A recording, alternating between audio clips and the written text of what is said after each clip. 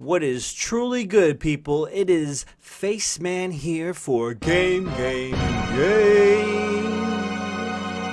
Hello, how are you doing? How's your year going? The end of the year awards, the game awards are coming very soon. Live on Thursday, December 12th. We're going to go looking through the nominees right now, and we're going to talk about what I think will be the chosen games for each category, and also what I think will more likely be chosen. Shout out to Spawn Wave. Welcome to Spawn Wave. Shout out to Spawn Wave for giving me the idea for this video. I mean, I'm sure there's like a few dozen other YouTubers doing the same shit anyway, so it's not exactly the most original idea. But it's an easy video to make, so I'm gonna do it. Put another video on my channel. Gang, gang, gang. JJJ. Okay, here we go. 2019. So, just a little preamble, whatever, to this is I did not play many new games this year. I was trying to catch up on my backlog, and also playing a couple PS Plus games here and there. So I haven't really played that many brand new games this year, but I played some of them. At least played some of them. Didn't beat all of them, but I played some of them at least. And I also I'm all up in video game media and everything, and video game journalism. So I definitely feel the pulse of like what's hot in the industry, without having actually played it. And I can definitely take an educated guess based on research, like how a game plays and all that stuff. Anyways, game of the year. Well, we should probably start from the bottom, right?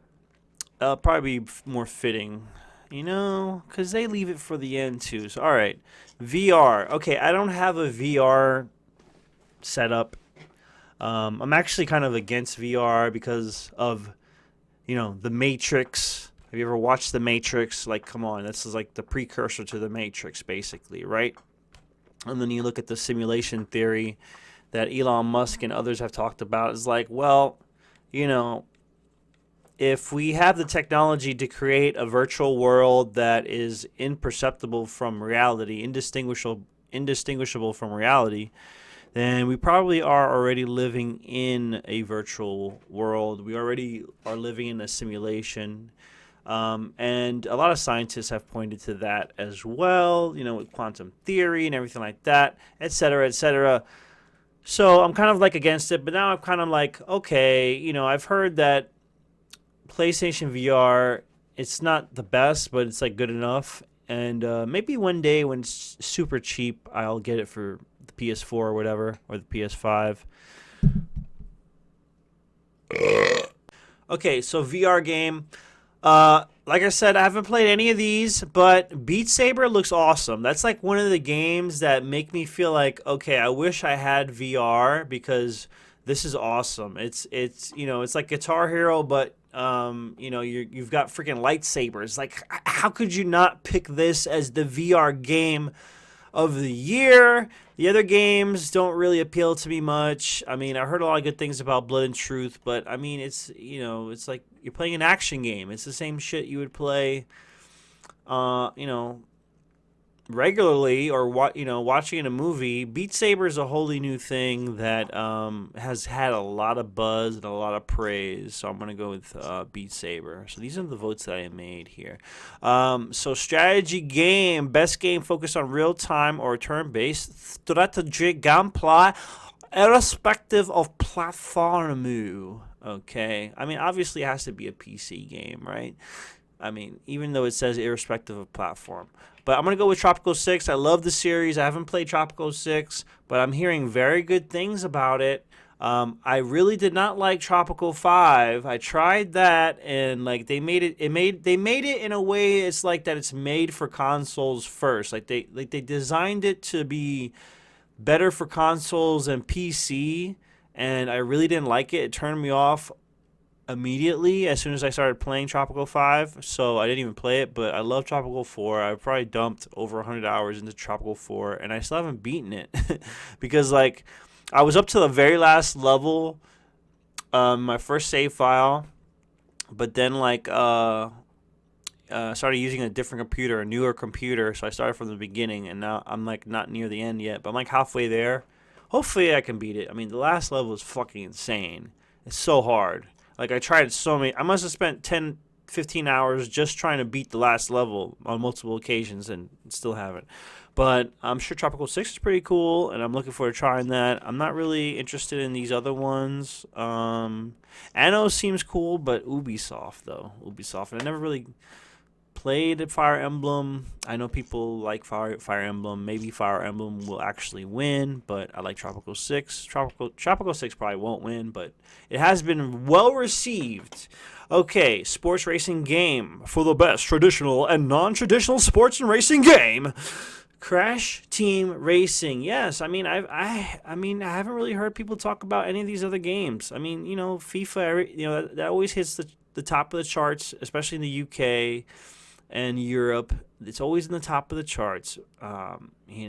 Being American, I don't, generally Americans don't really give a shit about soccer. I'm sorry, I don't really. I enjoyed FIFA 96. I played the shit out of that on my computer, and I only had the demo, so I played like Brazil versus Argentina or Brazil versus Italy like a million times, but that was a lot of fun. Even on my shitty computer, man, I still remember that controller. I must have thrown it out, but it was like a serial port controller, and it was like clear, and like the buttons were kind of reminiscent of like Japanese and PAL territory SNES buttons, like the colors, and then it was like translucent. The D-pad was kind of stiff, but I enjoyed playing it on there. But I'm gonna go with Crash Team Racing. It looks fun. And a lot of people talk about it. Score music. I picked Cadence of Hyrule because I really want to play this game. I wish there was a physical version for this. I would have gotten it already. I just don't feel right. I don't know, for this kind of game, small budget, like small, small budget game, like 20 something dollars, like maybe I'll pay like $5-10 for it, but digital, But I really would rather Nintendo release a physical for Cadence of Hyrule.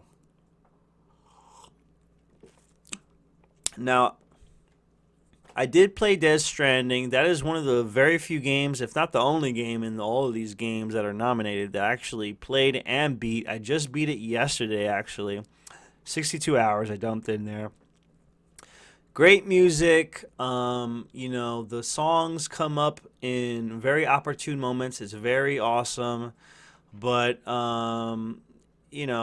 Death Stranding appears in a lot of these categories. They're going to win plenty of awards. I'm going to go with Cadence of Hyrule because of the buzz and because the game is basically centered around music, and I'm hyped to actually play that. I heard some good things about Sayonara Wild Hearts music as well.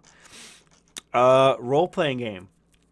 Disco Elysium, I'm very hyped to play. I've read a lot about it, and it seems like something that's definitely my jam. You got like very flawed characters. So let's see. Role-playing game for the best game designed with rich player character customization and progression, including massively multiplayer experiences.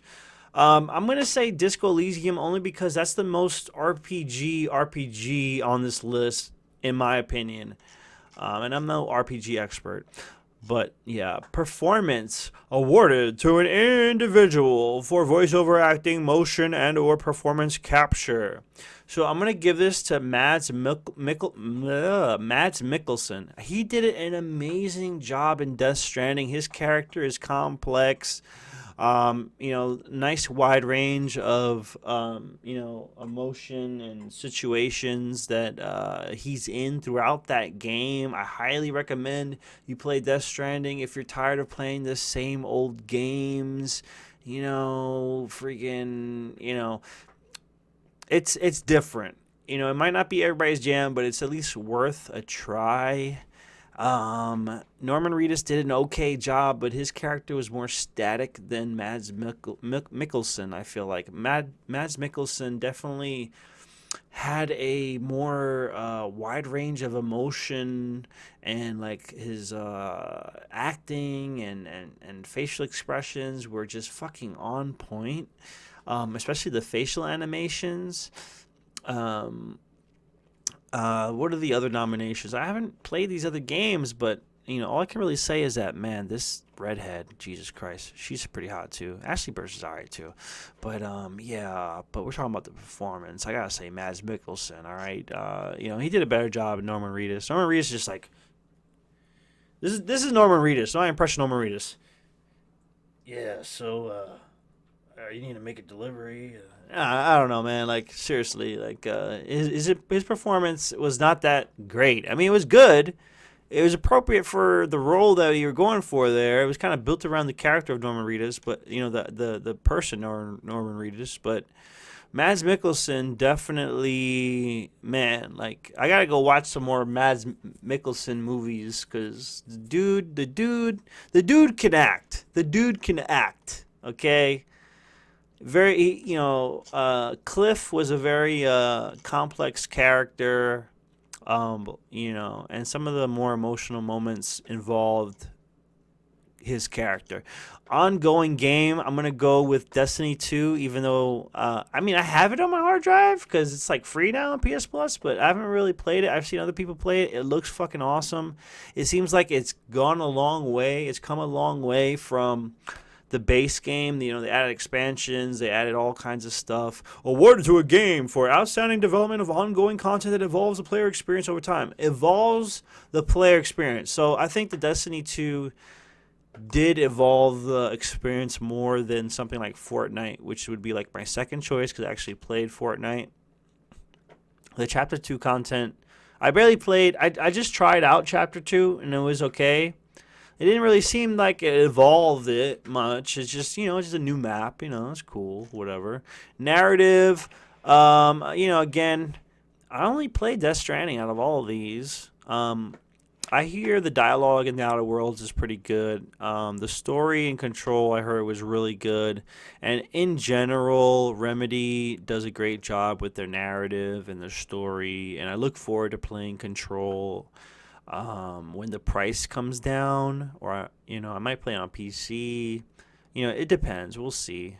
But I'm gonna go with Disco Elysium because I've heard so many good things about the story, and I'm hyped to play it. That might be the next game that I jump right into. Yeah, I really want to play Disco Elysium and the Outer Worlds, but I think Disco Elysium is the game I really should play right now. I heard a lot of good things about A Plague Tale as well. But I gotta go with Disco Elysium right here. Multiplayer game, I'm gonna go with Tetris 99 because there was more of a buzz about that. In the earlier in the year, people were really all about it. I mean, you even got Adam22 playing Tetris 99. So, I mean, I love Tetris. Like, you can't go wrong with Tetris. Um, you know, Apex Legends is okay. Like I deleted that off my hard drive already. It's like, it's okay, but like I die so fucking quick. Like even quicker than Fortnite. So I'm like, screw that game. Borderlands, you know what? I played the first Borderlands and that turned me off, but I played Tales of the Borderlands. That was fun. But I haven't gone back to like Borderlands 2 or 3 because it's like I don't know. I think I outgrew looter games. Like after Diablo 2, getting addicted to that and like losing my social life back in the day, like spending 8 hours a day playing Diablo 2. I was like, no more looter games, no more looting and collecting. I can't really do that too much. So I like focused experiences now that have an endpoint. You get to it, you finish it, you put it. You put it away. You're done. There's so much more to play out there. I can't spend all this time collecting things and Modern Warfare. I really liked You know what? I played the alpha, the gunfight alpha, and I played the beta with ground war and stuff. I was so hyped to buy Modern Warfare just based on gunfight. But then the beta came out with ground war and the other modes or whatever, and I was like, what is this shit? This is like whack early Black Ops spawning, like spawning right behind me and shit, and like these huge maps where it's like everybody's camping. I'm like, what kind of bullshit is this? This bootleg Battlefield nonsense. The gunfight shit was awesome, despite the maps not being all that intricate or fun to look at. The actual gameplay in the gunfight modes were fucking. Your heart is pumping. You're like, oh shit, yeah, I gotta play another one. Gotta play another one. So I'm holding off on Modern Warfare till it's like $40 or $30, and I'll pick that up. Mobile game. I heard a lot of good things about Call of Duty Mobile. It does look sick. It looks very sick, and they removed controller support, but I don't know. Whenever they put that back, that'll be sick to play with the controller. There are some ways to play with buttons. If like I guess your phone has buttons on it. There's some phones that have like are built in with like a game buttons, like a couple. But yeah, I haven't tried it out, but I would assume that this is what is going to get picked as the best mobile game. Sayonara Wild Hearts, I heard a lot of good things about that. That's probably like the game that debuted on the Apple Arcade that I've heard the most good things about, that actually looks really cool. But I also hear that you can just watch the cutscenes on YouTube or something, and it would be just as good as playing it or whatever. What the Golf seems interesting too. Never heard of Grindstone or Sky Children of Light. But I do know Capybara Games. They made what? Castle Crashers. Independent game for outstanding creative and technical achievement in a game made outside the traditional publisher system. I'm gonna go with Disco Elysium again. Never heard of Baba Is You. Katana Zero probably would be my second pick because it does really look like a really good game.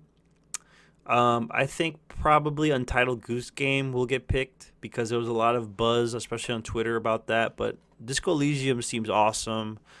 I'm gonna put that as independent game. Out of all these other ones, I would rather play Disco Elysium out of the other four. Games for Impact. This is a retarded category. I'm sorry. Like, I don't give a fuck. Games for Impact. Just make a good game. I don't need a social message in my game for it to be good. I mean, fine. Another category is good because you can, have more games to recognize. But I can tell you that I don't really care about playing any of these games. I played Life is Strange 1. That was okay. I heard a lot of good things about Concrete Genie. Maybe that'll get picked. I'm not going to bother voting on that one. I don't care. Game direction. I'm going to say Resident Evil 2 because the way they evolved with the remake, they made it a brand new game. They made it a completely new game. Remake like to the fullest extent, and awarded for outstanding creative vision and innovation in game direction and design. So I feel like the Mr. X mechanic in that game is that's the innovative part. That's the awesome part. That really does make it more scary. Resident Evil 2 is one of my top games of all time. The original.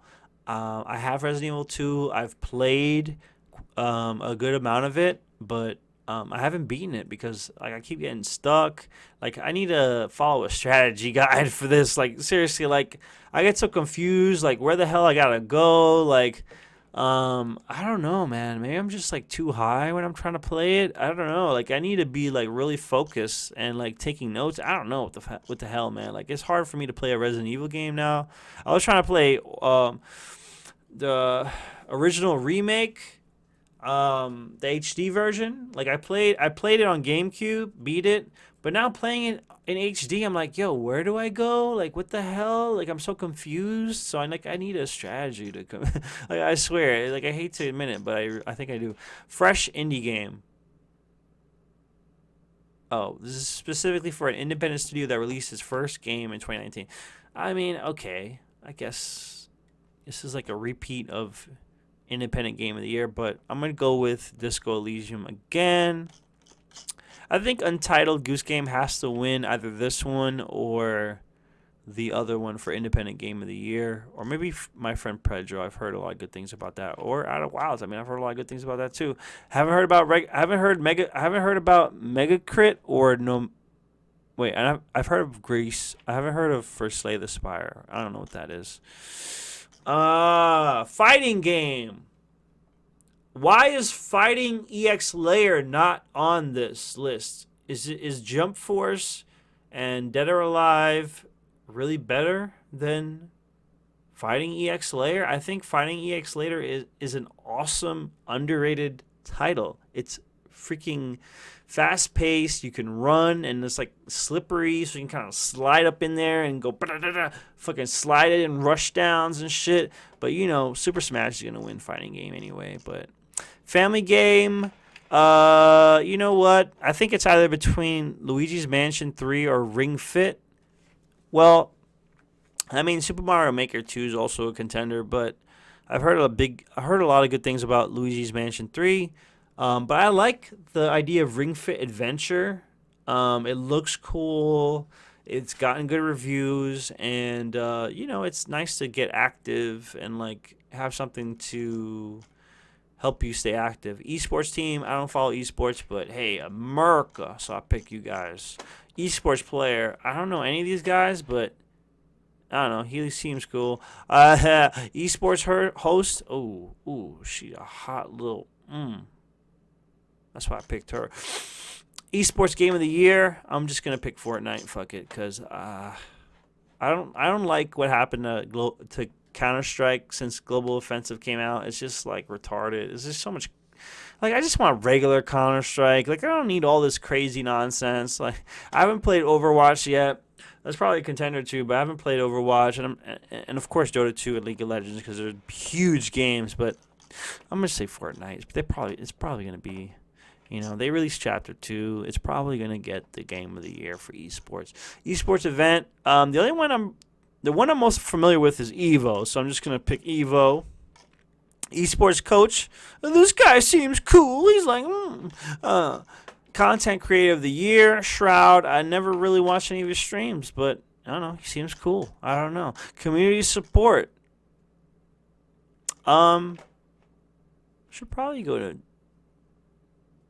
I think I should probably go to Destiny 2. I think Fortnite will win one of these. The event that came before Chapter 2 was pretty cool, so whatever. I don't know. Who cares, really? Audio design. I'm going to go with Resident Evil 2 just because the whole Mr. X mechanic where you hear the footsteps, and like the directional sound with that, it was definitely, I felt innovative, and, that's what really stuck out to me sound-wise. Death Stranding also has really good sound effects. All throughout it. Modern Warfare has always been a series with great sound design, directional sound, hearing footsteps come around you. But I think the Mr. X sounds in Resident Evil 2 really add to the horror aspect of it, and I've always liked the sound effects of Resident Evil. So the when you're in the menu and stuff like that's always stuck in my head and everything. It's like so I think Resident Evil 2 should get that one. Art direction, from what I've seen of Control, like the art, the screenshots and everything, it's got the most creative design as far as like level design, really creative. I think maybe Link's Awakening might win, but I'm not really a fan of what they did with that game. I really like the original Link's Awakening. They could have done something more like Octopath Traveler with it, and I think that would have been better instead of this, diorama style and like the blurry focus thing. I don't know. It's not really my jam. Action adventure game of the year. I'm gonna have to go with Control. I feel like that's more of in line of what an action adventure game is in my mind. But they do say combining combat with traversal and like, I mean, Death Stranding. Death Stranding is very intense with the traversal. There's definitely a lot of depth with the traversal aspect. Equipping different skeletons, mechanical skeletons to help you with certain terrain. Like there's a speed skeleton, there's a power skeleton, there's an all-terrain skeleton. There's gripping your bag when you're walking around so that you don't slip. Stuff like that is very involved, but the combat is lacking. It's not really made for combat, dude. It's focused on delivering shit and traversing stuff more than combat. And the combat can get kind of messy sometimes when you're, trying to pull out a weapon and then like you accidentally are just gripping your bag. It's kind of a mess, not really built for good combat. So I'm going to say Control. Action game, I'm going to say Astral Chain because I've heard the most buzz about it.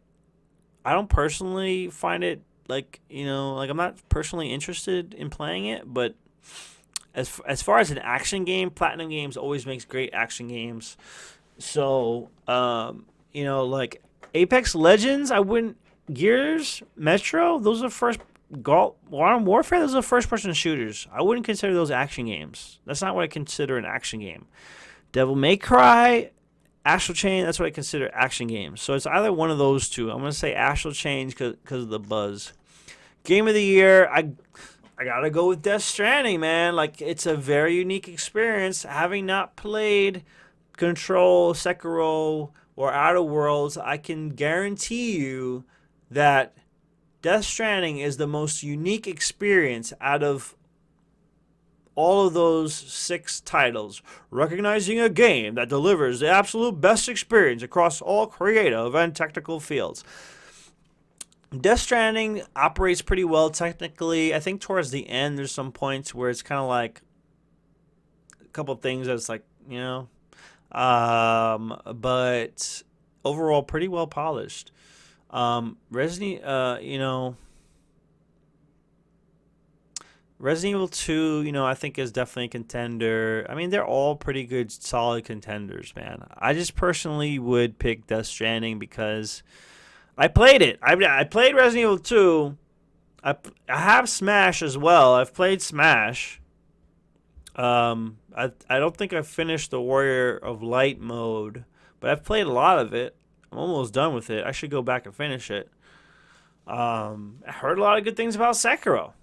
Heard a lot of good things about Outer Worlds, Control. But when I think of what I look for, like what I want people to play, like this is what I think. Like these awards are, is the opportunity to shine some light on some games that people need to play. If you're a gamer who likes trying different things, who is like tired of playing the same old shit. Because honestly, if you're not like that, your opinion doesn't fucking matter anyway. Just keep playing Madden, keep playing fucking the shit you play. I don't care. You're not a real fucking gamer in my opinion. You're a real fucking gamer if you like to play many different games and you like novel, new, innovative experiences. Death Stranding definitely out of all these is the most novel and innovative experience, and I would be shocked if Jeff Keighley does not give Death Stranding Game of the Year. No matter if it's on vote, it's about votes or whatever. I would be shocked if Jeff Keighley does not give Death Stranding Game of the Year. I would be very, very surprised. I will just laugh. I'll be like, yeah, what? What? Yeah, no, it's not. No, Kojima's gonna be there. He's gonna introduce them on stage. They're gonna dump a ton of confetti into the crowd. Death Stranding is gonna get Game of the Year. Mads Mikkelsen and Norman Reedus will be there. Maybe the whole main cast of fucking Death Stranding will be there and give like a whole bow on the fucking stage. Listen, man, play this game. Play it. Don't be a fucking bitch, and don't play just the first couple of hours and stop. Play the whole thing, okay? At least the first 10 hours. And if really after the first 10 hours you can't stand it, okay, put it away. You suck then. You fucking go play Madden. Go play Madden. Go play Fortnite. Because you don't deserve Death Stranding, okay? This is for real fucking gamers, okay? Real fucking people who appreciate art, right? And it's not like an artsy-fartsy game. It's a good game, dude. It's a good game. You fucking need to play it. You need to play it. Alright? Stop hating. Stop hating. Okay? Cheers. Till the next time. Game.